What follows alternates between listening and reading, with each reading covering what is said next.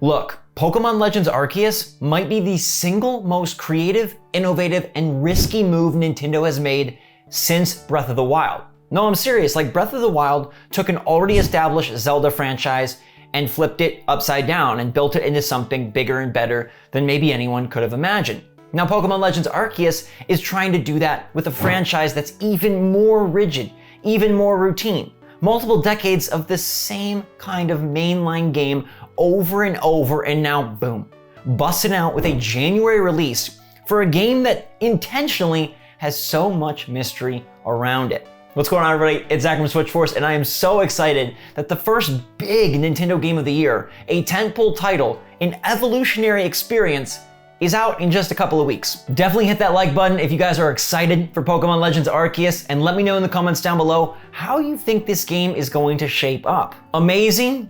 Disastrous? There's a bunch of things that we still do not know. And like I mentioned, I think Nintendo and the Pokemon Company are intentionally keeping this game behind a curtain.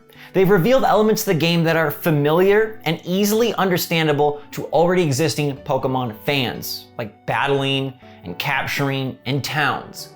But there's many areas of this game that are still up in the air, and today I want to dive deep into those surprises and what exactly they could be, because these are the things that will make or break this Pokemon as the path forward or a horrid misstep. All right, it begins with the structure of the game. We know that the goal here is to complete the Hisuian Pokédex. Of course it is. The goal is to complete the Pokédex, always, right?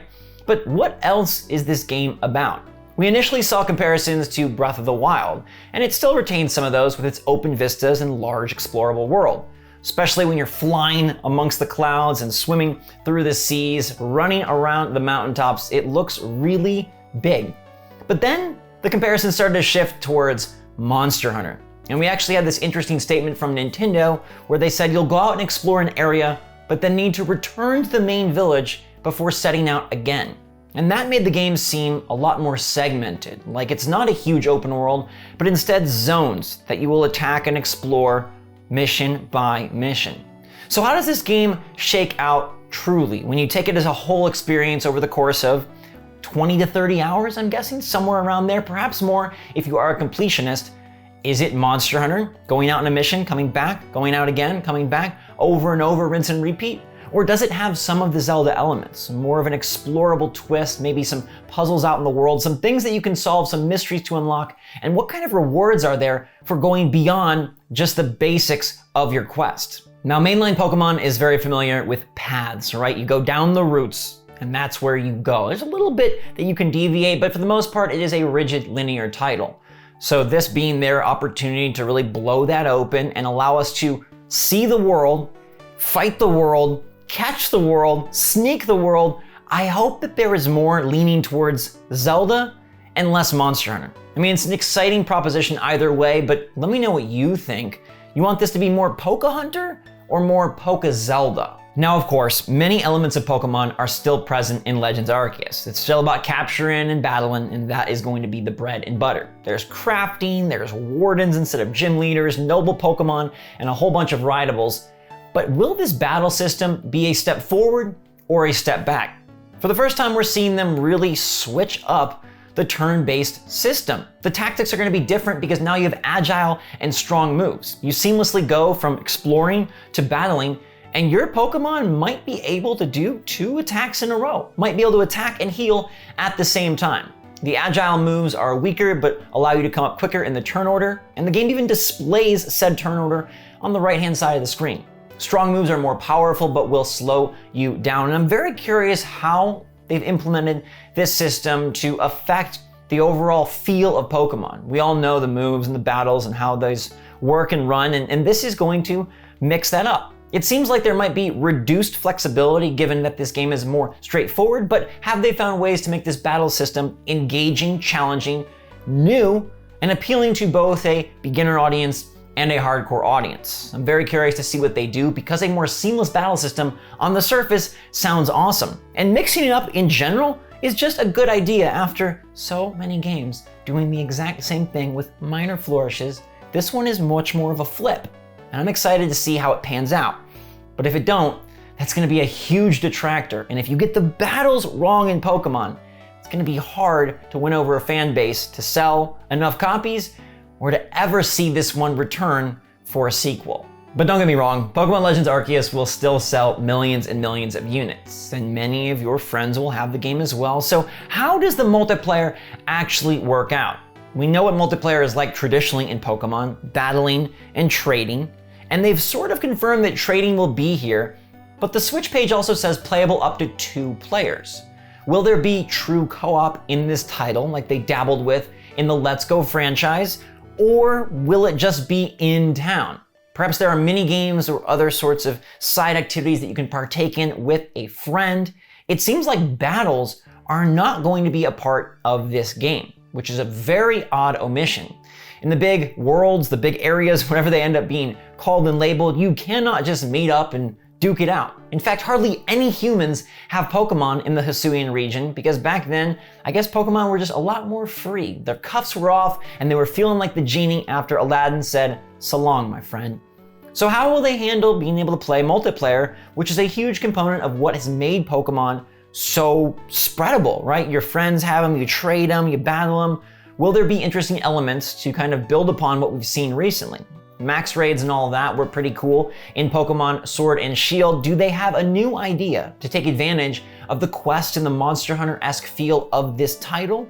Will there be some way that you can craft and camp together? Or is it going to be super limited and segmented like it sort of sounds the areas might be? I think this game could be a huge world, or it could feel very small and conservative. The way that that dial flips, again, will go a huge way to determining awesome evolutionary experience, reductive, reduced, really bad step. You can't talk about reductive without talking about the Pokédex. Don't get me started on the National Dex controversy of the past. I've wiped that from my mind. So much insanity. All right, but how big is this Pokédex? We know so far there are 3 brand new Pokemon and some cool Hisuian forms like Growlithe and Voltorb. How many more have they put in this game, and what kind of Pokédex do we end up with? They've got a cool assortment of characters for the 3 starters, mixing and matching different generations. What all will be in store? How many are there to hunt? In a game that is going to focus so much on going out and getting, there better be a lot to get. We know that some Pokemon are deemed alphas, right? Boss battle type Pokemon. And how do those play out? Are they hard? Are they easy? Are they fun? Or are they feeling just like any other battle, except the dude is bigger and has red eyes? I really hope the Pokédex is substantial, and I really hope they use this opportunity to introduce even more newbies, right? 3 new is fun for a game that is set way in the past, but the Hisuian forms so far, I think, are home runs. The fan art is fantastic, but I'd love to see Pokemon Company deliver and give us, 20 Hisuian forms and maybe 10 to 15 brand new Pokemon to build upon a franchise that continues to expand beyond every previous entry. And then I'm worried about the reception because whatever they decide, some people are inevitably going to be pissed. Poke fans can be very, very stingy and stubborn. And I know they love this franchise, but look, at this point, the trailers have looked amazing. I think we have to trust them. And that brings us to my last big quandary for this game, out in just like 3 weeks' time. Is the difficulty being dialed in for the hardcore to be a challenging experience? Or are they going the opposite direction? Now we know the Pokemon Company loves this mantra that every Pokemon game is someone's first Pokemon game. So they've kept them standard and they've kept them relatively easy. This is a game that I feel needs difficulty to be lasting, right? To have power when it comes to the end of the year to say, you know what, Pokemon Legends Arceus, one of the best Switch games, one of the best games that came out this year. It needs to have challenge so that that system of going out, battling, catching, and coming back is rewarding and not just routine. It can't feel like busy work if this game wants to build upon the foundation it's established in its initial footage. Okay, I'm sure it'll start out simple, but there needs to be a lot of content that is more difficult to accomplish. Complex recipes that you need to craft, ways to manage your character's health that you didn't have to worry about before. And there needs to be endgame content to push beyond the storyline, because right now the storyline seems pretty basic. And I think it's going to be the gameplay and mechanics that carry this title much more than it is going to be the dialogue and lore. So I'm hoping that they're able to find a beautiful blend to make it appealing to new players by starting off simple, but allowing players and trusting in players that, hey, we're not dummies. We can figure stuff out. We've been playing a lot of games, and this one is trying to take our talents to a new area of the Pokemon universe and allow us to be a little bit more action-oriented, a little bit different thinking with our battle strategies, and more challenging with the missions it sets before us. I hope that the wardens and whatnot, the alphas and the nobles, I hope that there's some tricks to getting them, to making it work, to defeating these quests. I don't want it to be a cakewalk, even though I do love cake. And I think if you look and say, okay, if they can nail the balance between Monster Hunter and Zelda, if they can incorporate interesting co-op ideas, if they can make the difficulty just right and the battle system feel like a bold new foray for this franchise, if they're able to make the Pokédex at least respectable for the really hardcore fans, you could be looking at one of the most beloved Pokemon games ever. I think the sales right now are a toss-up. Could this go huge, or is it going to stutter and fall? Every Pokemon game on Switch thus far has done amazing. Whether it's an old game done up in a new style like Let's Go, a brand new entry like Gen 8, or something from the past done by a different company like Brilliant Diamond and Shining Pearl, still sold like Brilliant Diamonds and Shining Pearls.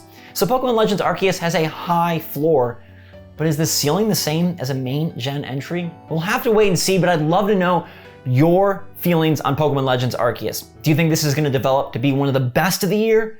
Or are you really concerned that it's all gonna end up a misfire? Please let me know. I'd love to hear from you. Make sure that like button if you enjoyed the video and are pumped to see this game release. You know I've got you covered. I'll bring you coverage as soon as I can. We'll get this game a little bit early and we will run through what makes Pokemon Legends tick. Tick tock. Arceus is coming. And until then, thanks again. SwitchForce out.